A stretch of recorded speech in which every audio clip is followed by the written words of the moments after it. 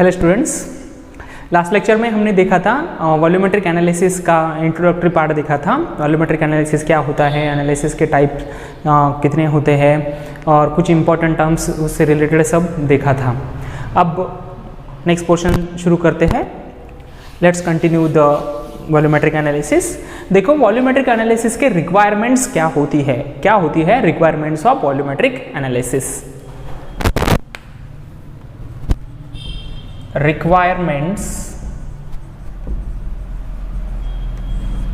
Volumetric analysis की क्या requirement होती है? तो सबसे पहली रिक्वायरमेंट्स ये होती है, at equivalence point the reaction should show some mark changes in the properties. At equivalence point reaction should show some mark changes in properties. जो रिएक्शंस वॉल्यूमेट्रिक एनालिसिस में जब हम परफॉर्म कर रहे हैं तो उसमें जो रिएक्शंस होंगी उस रिएक्शन में कुछ मार्क चेंजेस हमें दिखने चाहिए एट इक्विवेलेंस पॉइंट। ओके, अगर कुछ चेंजेस हमें नहीं दिखेंगे तो जो एंड पॉइंट डिटर्मिनेशन है उसमें हमें डिफिकल्टी आएंगी। So at equivalence point reaction should show at equivalence point reaction should show some marked changes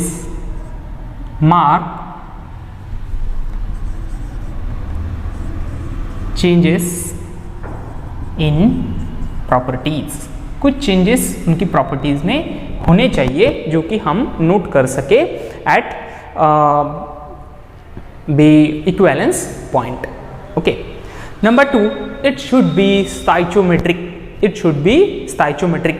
मतलब इनमें क्वांटिटेटिव रिलेशनशिप होनी चाहिए। जो रिएक्टेंट्स हैं उनमें जो रिएक्शंस है उसमें जो रिएक्टेंट्स होंगे उनमें स्टाइचोमेट्रिक मतलब क्वांटिटेटिव रिलेशनशिप होनी चाहिए। It should B stoichiometric. It should B stoichiometric. It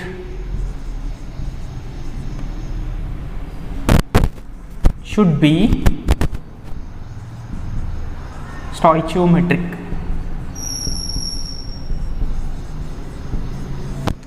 quantitative relationship को स्टाइचोमेट्रिक कहते हैं। Okay, number 3, it should be free from side reactions. इसमें साइड रिएक्शंस नहीं होनी चाहिए, फ्री होनी चाहिए साइड रिएक्शन से। साइड रिएक्शन इसमें इन्वॉल्व नहीं होनी चाहिए। It should be free from side reaction. It should be free from side reaction. तो इसमें साइड रिएक्शन नहीं होनी चाहिए। ओके, नंबर 1, इक्विवेलेंस पॉइंट पे क्या होना चाहिए? कुछ मार्क चेंजेस होने चाहिए जो कि हम ऑब्जर्व कर सके। रिएक्शंस स्टाइचोमेट्रिक होनी चाहिए और फ्री होनी चाहिए साइड रिएक्शन से। इसमें साइड रिएक्शंस नहीं होने चाहिए। और ये रिएक्शन स्पेसिफिक होनी चाहिए जो सब्सटेंस हम एनालाइज करने वाले हैं। It should be specific for the substance to be analyze. जो सब्सटेंस हमें एनालाइज करना है उसके लिए अगर ये रिएक्शन स्पेसिफिक होंगी तो बड़ी आसानी होगी उसको एनालाइज करने में। It should be specific for the substance to be analyze. It should be specific for the substance to be analyzed। जिस सब्सटेंस को हम एनालाइज करना चाहते हैं उसके लिए अगर ये स्पेसिफिक होंगे तो आसान हो जाता है उसको एनालाइज करना, उसका एनालिसिस करना। नेक्स्ट जो पॉइंट है वो है कि जो एंड पॉइंट होगा वो वेल डिफाइन होना चाहिए और वहाँ पे विजुअल चेंज हमें दिखना चाहिए। And point should be well defined and should show some visible change. Number 5, end point should be well defined and show visual change. And point पे हमें कुछ विजुअल चेंज दिखना चाहिए और ये वेल डिफाइन होना चाहिए। तो एंड पॉइंट नोट करने में भी आसानी होगी जब इसमें विजुअल चेंज होगा और ये वेल डिफाइन होगा तो। और इसके रिएक्शंस फास्ट होनी चाहिए। रिएक्शंस जो होगी इसमें, मतलब जब वॉल्यूमेट्रिक एनालिसिस हम कर रहे हैं, इसमें जो रिएक्शंस इन्वॉल्व है वो रिएक्शंस रिलेटिवली फास्ट होनी चाहिए। अगर रिएक्शंस रिलेटिवली फास्ट होंगी तो एनालिसिस जल्दी हो जाएगा, उसको हम अच्छे तरीके से कर पाएंगे। अगर नहीं होगा तो क्या होगा कि अगर मान लो कि बहुत वक्त लगता है, कुछ आवर्स लगते हैं, पूरा दिन लगता है, तो एनालिसिस में प्रॉब्लम होगी, मतलब वक्त लगेगा। तो ये रिएक्शंस अगर फास्ट होंगे तो अच्छा है। तो reaction should be relatively fast. Reaction should be relatively fast. Reaction should be relatively fast. तो ये होती है वॉल्यूमेट्रिक एनालिसिस की requirements. First, at equivalence point reaction should shows the some mark changes in the properties. Property में कुछ changes होना चाहिए जिसे हम मार्क कर सके। It should be stoichiometric, quantitative relationship होनी चाहिए जो रिएक्टेंट्स इसमें इन्वॉल्व होंगे उनमें। It should be free from the side reactions, इसमें साइड रिएक्शंस नहीं होनी चाहिए। Okay, number 4, it should be specific for the substance to be analyse. जिस सब्सटेंस को हमें एनालाइज करना है उसके लिए अगर स्पेसिफिक होंगे तो बहुत आसान होगा उसको एनालाइज करना। And point should show visual changes and it should be well define होना चाहिए। Reaction should be relatively fast, reaction fast होनी चाहिए। तो ये होते हैं requirements of volumetric analysis. Requirements of volumetric analysis.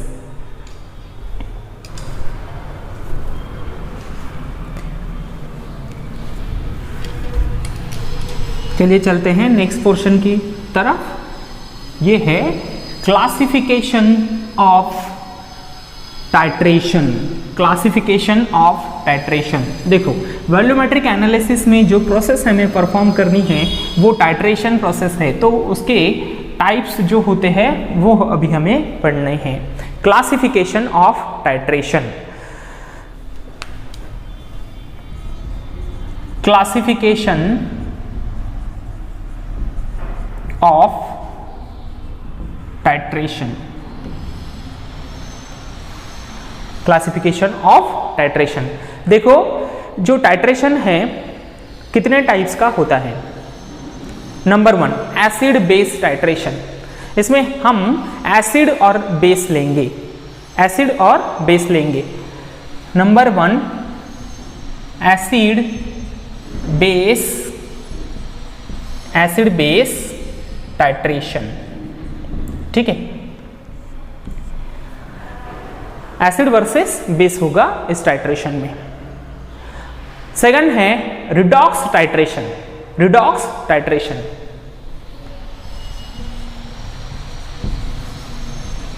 Redox titration. देखो, जो एसिड बेस टाइट्रेशन होगा वो न्यूट्रलाइजेशन रिएक्शन होगी। Yes, acid base reactions neutralisation ही होगी, तो न्यूट्रलाइजेशन टाइट्रेशन भी उसे कहते हैं। तो उसमें न्यूट्रलाइजेशन होगा। ओके, न्यूट्रलाइजेशन के जो प्रोडक्ट्स होंगे वाटर एंड सॉल्ट वो फॉर्म होंगे एसिड बेस टाइट्रेशन में। ये जो सेकंड टाइप है ये है रिडॉक्स टाइट्रेशन। अब आपको पता है कि रिडॉक्स रिएक्शन क्या होती है।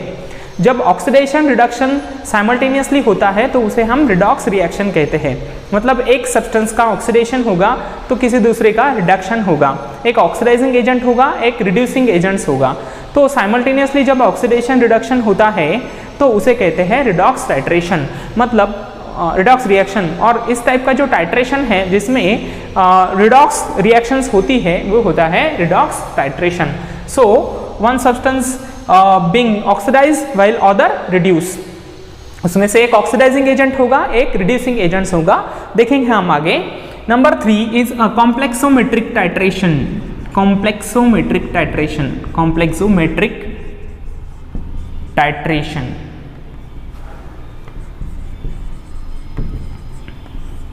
देखो, कॉम्प्लेक्स फॉर्मेशन होगा कॉम्प्लेक्सोमेट्रिक टाइट्रेशन। इसमें कॉम्प्लेक्स फॉर्मेशन होगा, जो कोऑर्डिनेशन कॉम्प्लेक्स है वो फॉर्मेशन होंगे, इसमें मेटल आयंस और लिगैंड्स इन्वॉल्व होंगे जो कि कॉम्प्लेक्स फॉर्म करेंगे। जिसमें कॉम्प्लेक्स फॉर्मेशन होता है वो क्या है, कॉम्प्लेक्सोमेट्रिक टाइट्रेशन होता है। इसके बाद नंबर 4 है प्रिसिपिटेशन टाइट्रेशन। नंबर 4 है प्रिसिपिटेशन टाइट्रेशन। नंबर 4 क्या है, प्रिसिपिटेशन टाइट्रेशन। प्रिसिपिटेट फॉर्मेशन होगा, प्रिसिपिटेट फॉर्मेशन होगा। प्रिसिपिटेट तो आपको पता है फेमस AgCl PPT, प्रैक्टिकल में आपने देखेंगे वाइट डिपॉजिट होता है। तो इसमें प्रिसिपिटेट फॉर्मेशन होता है, इसमें जो रिएक्शंस इन्वॉल्व होती है वो उसमें प्रिसिपिटेशन होगा, तो प्रिसिपिटेशन होगा, इसीलिए इसे कहते हैं precipitation titration, precipitation titration. And last one is diazotization titration. Diazotization titration.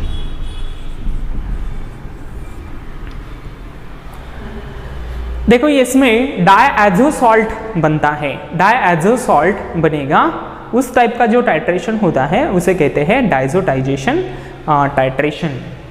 First one is acid base titration, जिसमें कि एसिड वर्सेस बेस लेंगे हम।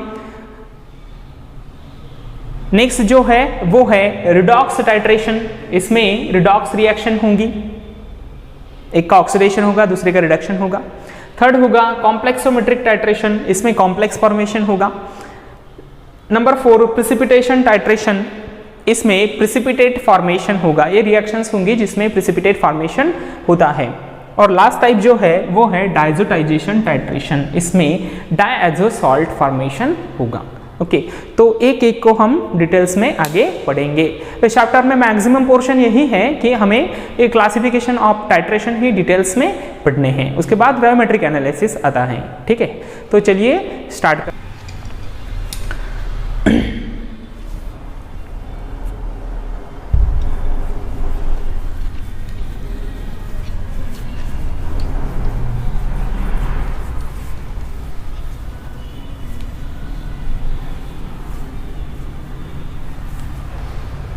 देखो लास्ट लेक्चर में हमने पढ़ा था कि स्टैंडर्ड सॉल्यूशन क्या होता है, स्टैंडर्ड सॉल्यूशन क्या होता है। ओके, तो देखो स्टैंडर्ड सॉल्यूशन जो हमें, standard solution, solution of known concentration, ये तो आपको पता ही है, solution of known concentration, standard solution, standard solution, solution of known concentration. देखो स्टैंडर्ड सॉल्यूशन को प्रिपेयर कैसे करते हैं। Standard solution, solution of known strength, yes, solution of known strength, a solution of known strength, यानी कि इसका concentration हमें पता है। Okay, solution of known strength. जो स्टैंडर्ड सॉल्यूशंस है इसका जो कॉन्सेंट्रेशन है, नॉर्मली हम मोलैरिटी या फिर नॉर्मेलिटी में कॉन्सेंट्रेशन एक्सप्रेस करते हैं। एक्सप्रेस इन मोलैरिटी और normality, express in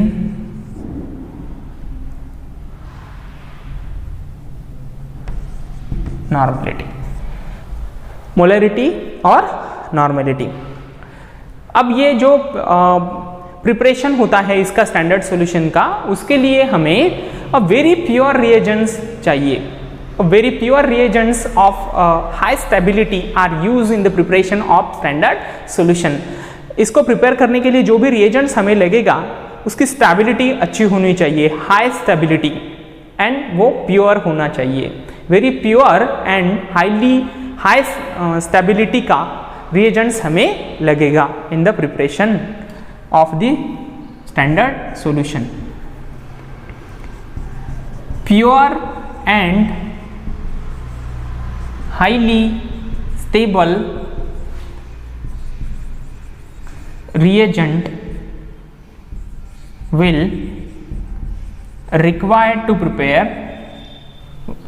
require to prepare required to prepare standard solution. जो स्टैंडर्ड सॉल्यूशन है उसके प्रिपरेशन के लिए जो भी रिएजेंट्स हम यूज करेंगे उसकी प्योरिटी भी अच्छी होनी चाहिए और हाईली स्टेबल भी होना चाहिए। उसका एक्यूरेट वेट लेना पड़ेगा उस रिएजेंट का, एंड उसको जितना भी वॉल्यूम हमें चाहिए वहां तक हमें उसको डाइल्यूट करना पड़ेगा। Okay, the accurate weight of the reagent is taken and diluted to the exact known volume. हमें कितने वॉल्यूम में वो चाहिए उतने वॉल्यूम के लिए हम उसका वेट लेंगे, एक्यूरेट वेट लेके उसको हम वहां तक डाइल्यूट करेंगे। Accurate weight of the reagent is taken and then diluted. Accurate weight of reagent is taken and diluted to known volume। जितने वॉल्यूम में हमें ये चाहिए वहां तक एग्जैक्ट वॉल्यूम में हम इसका डाइल्यूशन करेंगे। ओके, तो ये सम कुछ स्टैंडर्ड सॉल्यूशन से रिलेटेड है कि स्टैंडर्ड सॉल्यूशंस जो नॉन स्ट्रेन का सॉल्यूशंस होता है वो होता है उसको हम जनरली नॉर्मेलिटी या फिर मोलरिटी में एक्सप्रेस करते हैं। उसके प्रिपरेशंस के लिए हमें प्योर ग्रेड का रिएजेंट्स चाहिए जो कि हाईली स्टेबल भी हो, इसकी स्टेबिलिटी भी अच्छी हो और वो प्योर भी होना चाहिए। और उस प्योर रिएजेंट्स का हम एक्यूरेट वेट लेंगे और फिर उसको डाइल्यूट कर देंगे to the exact known volume. Exact known volume तक हम उसको डाइल्यूट करेंगे। ओके,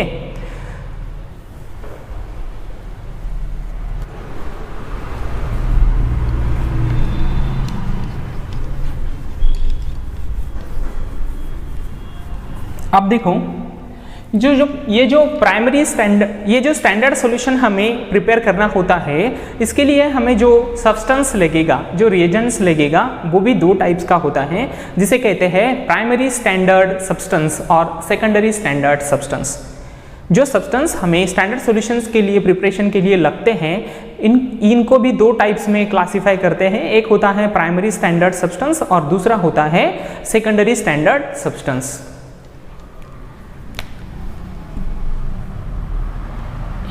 सब्सटेंसेस जो सब्सटेंसेस हमें लगेंगे किसके लिए प्राइमरी स्टैंडर्ड सॉल्यूशन भी कहते हैं। देखो क्या होगा, primary standard substance, primary standard substance, और दूसरा होगा secondary standard substance, secondary standard substance. अब देखो प्राइमरी और सेकेंडरी स्टैंडर्ड सब्सटेंस क्या होता है। ये जो प्राइमरी स्टैंडर्ड सब्सटेंस होता है ये हाईली प्योर सब्सटेंस होता है which is used to prepare the standard solution by direct weighing. उसका डायरेक्ट वेट हम ले सकते हैं और जो प्राइमरी स्टैंडर्ड सॉल्यूशन प्रिपरेशन के लिए पहले से कंडीशंस बताइए कि हाईली प्योर होना चाहिए, तो ये हाईली प्योर सब्सटेंस ही होता है जिसका हम डायरेक्ट वेट लेके उन्हें हम डिसॉल्व करके किसी मतलब जो सॉल्वेंट है उसमें डिसॉल्व करके एक्यूरेटली वे करके डिसॉल्व करके जो चाहिए उस वॉल्यूम में हम प्राइमरी स्टैंडर्ड सॉल्यूशन को प्रिपेयर कर सकते हैं। मतलब ये जो होता है इसकी स्टेबिलिटी अच्छी होती है और जब हम वेइंग करते हैं तो उसमें कोई प्रॉब्लम नहीं आती है, तो वो होता है primary standard substance, the highly pure substance which is used to prepare the standard solution by direct weighing. इसका डायरेक्ट वेट हम ले सकते हैं। ओके, और इसको फिर डिसॉल्व करेंगे और जितना भी वॉल्यूम हमें चाहिए स्टैंडर्ड सॉल्यूशंस का वहाँ तक इसका वॉल्यूम हम मेकअप करेंगे। ओके, जो सेकेंडरी स्टैंडर्ड सॉल्यूशंस होता है इसका डायरेक्ट वेट लेके हम सब्सटेंस मतलब स्टैंडर्ड सॉल्यूशंस को प्रिपेयर नहीं कर सकते हैं। तो जो सेकेंडरी स्टैंडर्ड होता है the substance which solution cannot be prepared by direct weighing, substance whose solution cannot be prepared, substance whose solution cannot be prepared by direct direct way करके उसका सॉल्यूशन हम नहीं बना सकते, उसे कहते हैं सेकेंडरी स्टैंडर्ड सब्सटेंस। और जिसका डायरेक्ट वेट लेके हम सॉल्यूशंस को बना सकते हैं उसे कहते हैं प्राइमरी स्टैंडर्ड सब्सटेंस। तो आया समझ में, ये हाईली प्योर सब्सटेंस होता है जिसे हम डायरेक्टली लेके उसका सॉल्यूशन बना के स्टैंडर्ड सॉल्यूशंस को बना सकते हैं। Okay,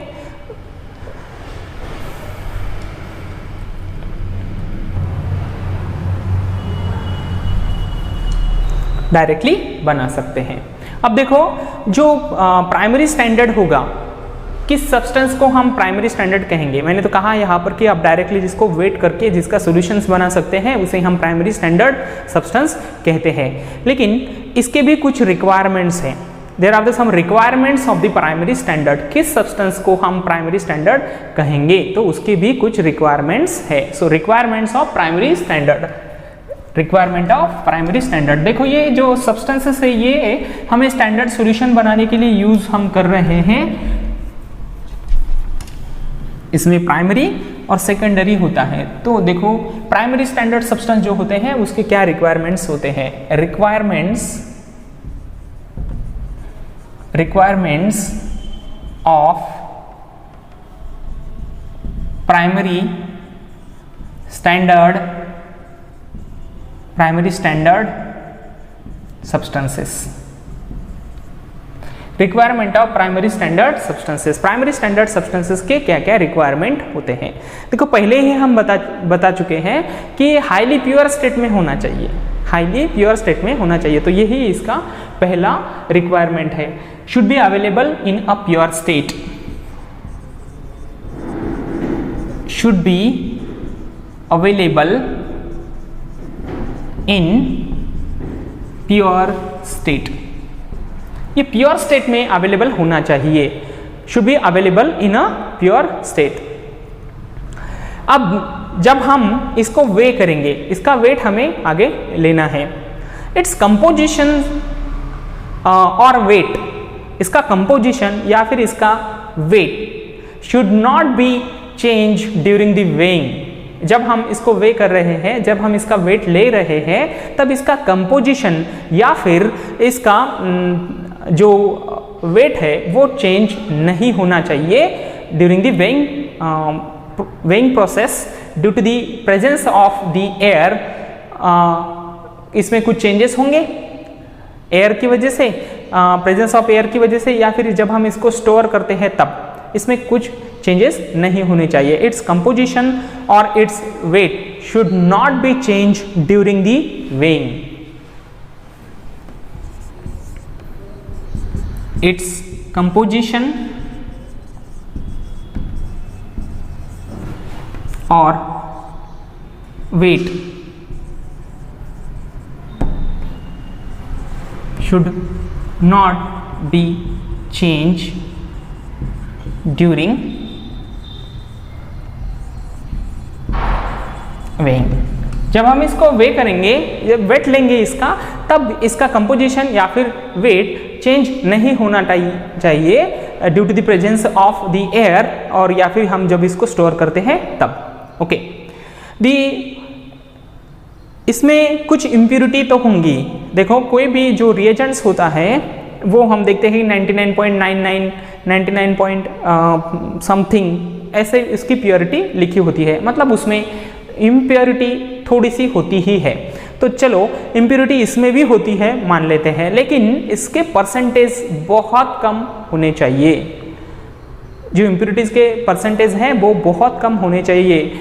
The amount of impurity present should not be exceed 0.01 to 0.02%.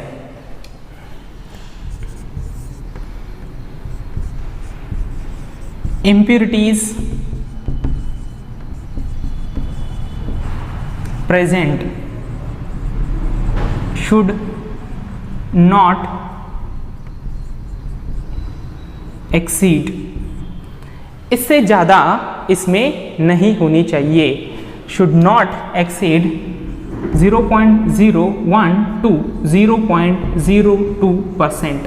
मतलब इसमें 0.01% या फिर 0.02% इम्प्योरिटी होंगी तो चलेगा, इससे ज़्यादा नहीं होनी चाहिए। इसका मतलब है कि हाईली प्योर ग्रेड का रिएजेंट होना चाहिए। हाईली प्योर ग्रेड का तो 100% तो नहीं होता है, तो मतलब ये करीब करीब 100% ही है, लगभग 100% ही है, क्योंकि देखिए 0.01 या फिर 0.02% इतना ज़्यादा नहीं होता है। लेकिन इसमें जो भी इम्प्योरिटीज प्रेजेंट होंगी शुड नॉट एक्सीड, इससे ज़्यादा तो नहीं होनी चाहिए। ओके, तो ये भी एक इसकी रिक्वायरमेंट है। जैसे कि पहले स्टेटमेंट में हम कहते हैं कि हाईली प्योर होना चाहिए। ओके, अब जिस सॉल्वेंट में हम इसको डिसॉल्व करने वाले हैं उस सॉल्वेंट में ये सोल्यूबल भी होना चाहिए। It should B readily soluble in the solvent, जिसमें हमें जो भी एक्सपेरिमेंटल कंडीशंस होंगी उस एक्सपेरिमेंटल कंडीशंस में हम जो सॉल्वेंट लेने वाले हैं उसमें ये डिसॉल्व भी होना चाहिए। तो ये भी एक कंडीशन है। इट शुड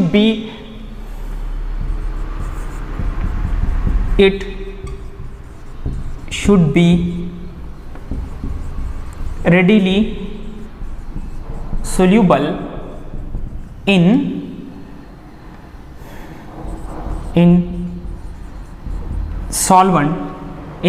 सॉल्वेंट जो भी सॉल्वेंट हम लेंगे अंडर एक्सपेरिमेंटल कंडीशंस में, जो भी हम सॉल्वेंट लेंगे उसमें ये सोल्यूबल होना चाहिए। It should B readily soluble in a solvent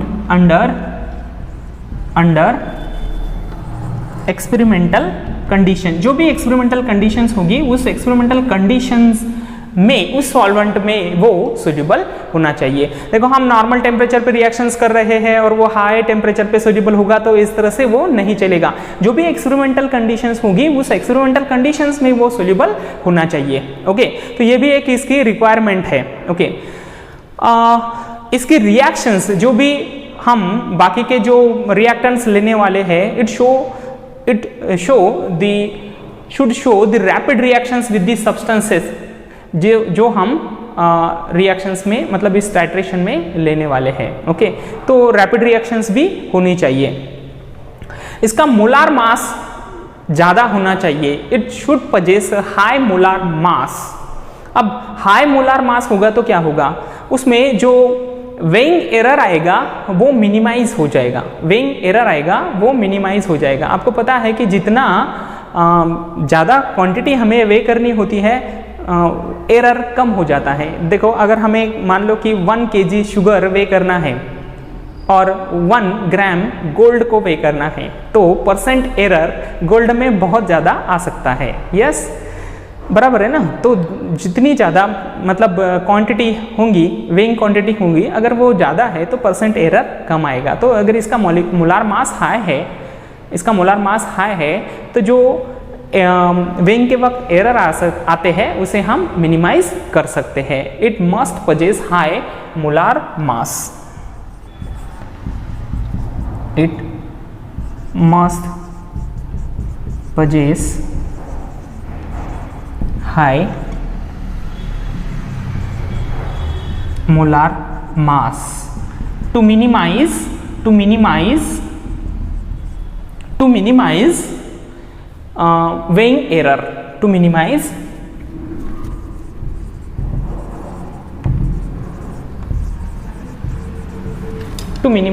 weighing error। Okay, अब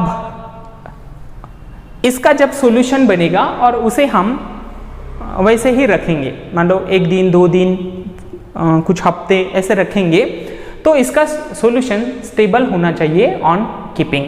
it's solution should be stable on keeping. Its solution should be stable on keeping. जब हम इसको वैसे ही रखेंगे तो इसका सॉल्यूशन भी स्टेबल होना चाहिए। ओके, तो ये होती है रिक्वायरमेंट्स ऑफ प्राइमरी स्टैंडर्ड। जब हम प्राइमरी स्टैंडर्ड सॉल्यूशंस बनाने के लिए जो रिएजेंट्स हम यूज़ करते हैं, अगर उसमें ये प्रॉपर्टीज़ है, ये उनमें क्वालिटीज़ है, तो उसे हम कह सकते हैं कि ये प्राइमरी स्टैंडर्ड है जिसका कि प्राइमरी स्टैंडर्ड सॉल्यूशन बनाने के लिए हम यूज़ करेंगे। ओके, अब देखो जो सॉल्ट होते हैं जब हम डिज़ोल्व करते हैं सॉल्ट होते हैं तो बहुत सारे सॉल्ट हाइड्रेटेड होते हैं, उनमें वाटर होता है। तो हाइड्रेटेड सॉल्ट जो होते हैं वो हम यूज़ नहीं करते हैं प्राइमरी स्टैंडर्ड के तौर पर, उन्हें हमें ड्राई करना पड़ता है। जब देखो आप प्रैक्टिकली जब भी सॉल्यूशन बनाएंगे तो देखो कि जो हाइड्रेटेड सॉल्ट है क्योंकि जो कैलकुलेशंस इन्वॉल्व है नॉर्मेलिटी के, उसमें भी हमें उसको कंसिडर करना पड़ेगा।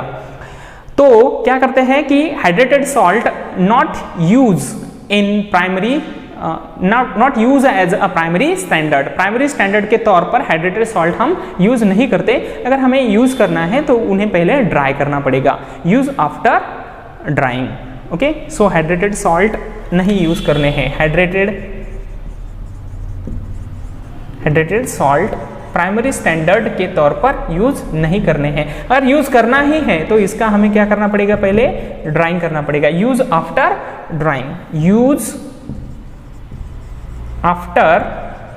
ड्राइंग। उसको ड्राई करो, उसमें से वाटर मॉलिक्यूल निकल जाएंगे, फिर जब अनहाइड्रस बन जाएगा तब उसको हम यूज कर सकते हैं। Okay, see you in the next lecture. Thanks for watching. Thank you.